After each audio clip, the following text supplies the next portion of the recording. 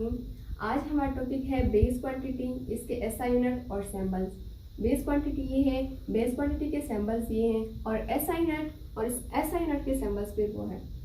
Base quantity वो होते हैं जो हमारे न्यूमेरिकल्स में आते हैं। जब कभी हम लोग न्यूमेरिकल सॉल्व करते हैं तो उसमें हमारे बेस क्वांटिटीज आते हैं। तो जब आप लोग न्यूमेरिकल सॉल्व करने से पहले ये वाला टेबल पढ़ेंगे और याद करेंगे तो फिर आप लोगों को न्यूमेरिकल सॉल्व करने में आसानी होगी। तो ये हमारे पास बेस क्वांटिटी है। सबसे पहले है लेंथ। लेंथ को हम स्मॉल एल से डिनोट करते हैं और इसका ऐसा यूनिट मीटर है जिसको हम स्मॉल एम से डिनोट करते हैं। अगर न्यूमेरिकल में लेंथ आए ना तो हम लोग उसको स्मॉल एल से डिनोट करेंगे, लेकिन लेंथ का जो आंसर होगा वो मीटर में लिखेंगे क्योंकि लेंथ का जो ऐसा यूनिट है वो मीटर में। देन फिर हमारे पास आ जाता है मास, जो हम लोग स्मॉल एम से डिनोट करते हैं, लेकिन मास का जो आंसर होगा वो हम लोग किलोग्राम में लिखेंगे। या तो हम लोग सारा किलोग्राम लिखेंगे या फिर उसका सिर्फ सैंबल लिखेंगे जो केजी है। फिर टाइम आ जाता है। टाइम स्मॉल टी से डिनोट होता है और इसका आंसर सेकेंड में लिखेंगे क्योंकि टाइम का ऐसा यूनिट सेकेंड है जिसको हम लोग स्मॉल एस से डिनोट करते हैं।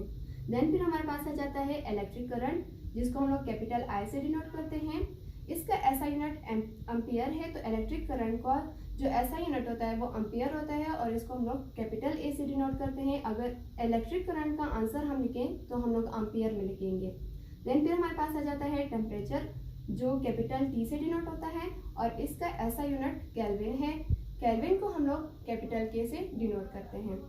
फिर आ जाता है intensity of light. Intensity of light को हम लोग कैपिटल एल से डिनोट करते हैं जो इसका सिंबल है।